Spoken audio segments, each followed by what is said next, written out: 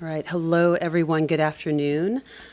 Just wanted to share with you some brief updates from the Office of the President of the General Assembly, looking ahead for the rest of this week and activities that will be taking place next week as well. This morning, you may have seen that the GA held its annual debate on the agenda item on the use of the veto. We have shared the PGA's as-delivered remarks with you. This is the fourth debate that has taken place on this agenda item since the adoption of the veto initiative resolution in 2022. So it's not a debate as a result of a veto having been cast in the UN Security Council. It is just the annual agenda item on this issue, and the GA will not consider or adopt any draft resolutions at this meeting. For tomorrow, something that may be of interest to you, Undersecretary General Guy Ryder will hold an informal briefing with member states to present the UN 80 action plan. That will take place from 3 p.m. to 6 p.m. in Trusteeship Council, and you can see the 84-page plan online under United to Deliver, the UN 80 Initiative Action Plan, if you would like to take a look at that, and the meeting will be webcast. Turning to next week and activities taking place in the GA. On Monday, 24 November and Tuesday, 25th November, the high-level meeting on the appraisal of the United Nations Global Plan of Action to Combat Trafficking in Persons will be held in the GA Hall. The meeting will consist of plenary meetings, and there will also be 2 interactive discussions. The interactive panel discussions, one will focus on ongoing challenges, including the link between trafficking in persons and organized crime. And the second panel discussion will focus on emerging issues in this area, such as the use of emerging technologies and trafficking for forced criminality. This marks the 15th anniversary of the Global Plan of Action to Combat Trafficking in Persons, which was adopted in 2010. And this appraisal takes place every 4 years. So this will be used as a platform for world leaders and stakeholders to assess the progress that has been made, and also to provide an opportunity to identify gaps and renew commitments to eradicate this grave violation. On Tuesday, a couple of other events happening on Tuesday, 25 November. The PGA will deliver remarks at an event to mark the International Day of Solidarity with the Palestinian people, which will be held in ECOSOC Chamber from 10 a.m. to 1 p.m., and the meeting will be webcast. Also on Tuesday, the 25th of November, the PGA will deliver remarks at a UN Women event for the International Day for the Elimination of Violence Against Women. This day launches the 16 Days of Activism Against Gender-Based Violence, which runs from 25 November through Human Rights Day on December 10th.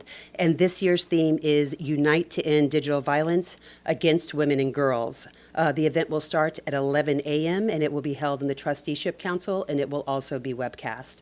And then the rest of the week, we move into the holiday here in the United States of Thanksgiving. And so Monday and Tuesday, quite full. And then the rest of the week, it's a bit quieter. So those are the updates from me. If there are any questions, academic or otherwise. Yes, Desi. Yeah, it's more of an academic question, I think.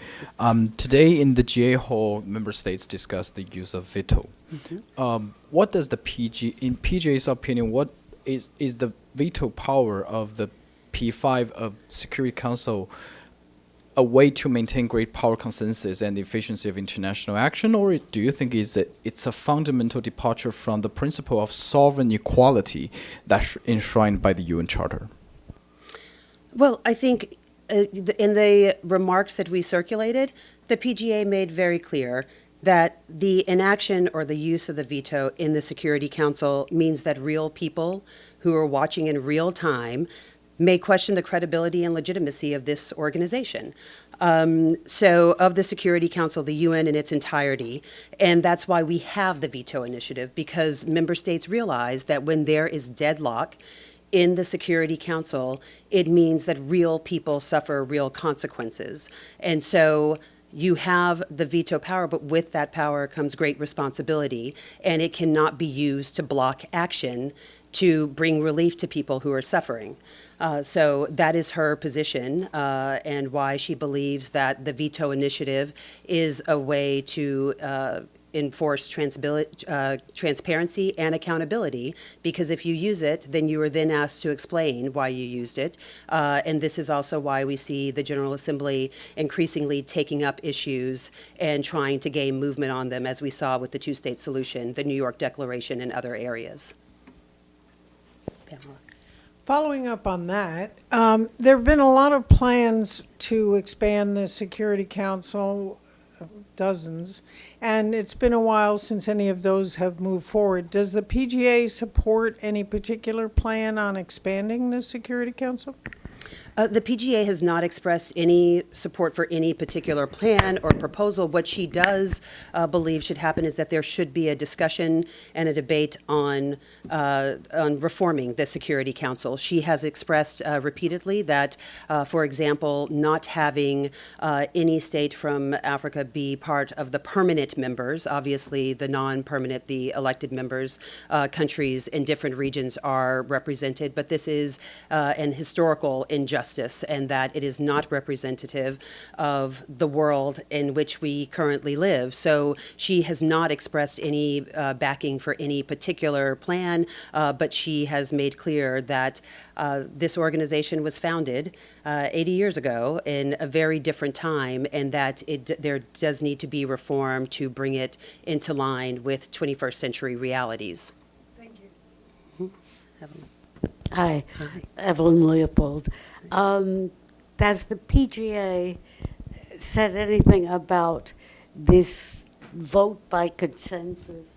It seems to me that when the Assembly votes by consensus, it's the lowest absolute possible denominator it can bring forth, as compared to letting individual countries vote yes, no, whatever. She has not expressed any particular feelings about the vote by consensus, but I do think that she feels that, we find ourselves sometimes in challenging times, and it is sometimes difficult to get 193 states to all agree on one thing, and so that we have to move forward as best we can. So if, things are adopted by consensus, that this is a way to move forward. If it can move things forward, then we have to deal with the world as it is, not always as we wish it would be. And so while it may be seen as maybe not the most concrete way to move things forward, if it does help in our work and to find some common ground, then that is better than not. Alexi. Thanks, La Neice. Do you have any updates on the letter on the election of the next Secretary General? No updates that I have that I could share or otherwise, but thus far, no indications of when that will arrive.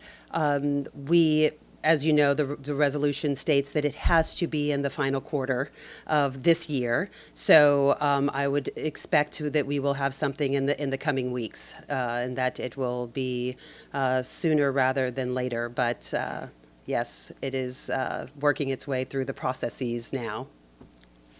A follow-up question, perhaps. Yes, thank you, La Neice. A follow-up on veto power.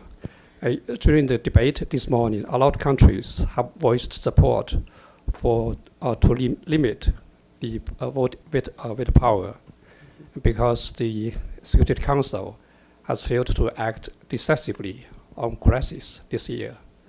So, does the PGA has any plan to adopt a resolution to limit the veto power in the future? Thank you. Yes. So that would absolutely be up to member states to bring forward such a resolution. And obviously, there are processes for changing the way the Security Council works, and it would also require the agreement of the countries that currently have the veto. So you can see where we might encounter difficulties in that way. But the PGA is committed to transparency. She's committed to open discussion of these issues. And so if there were member states who were able to bring forward a resolution to to address this issue. But, Security Council reform has to be done with the Security Council. It is not just within the remit of the General Assembly to bring forward such a resolution.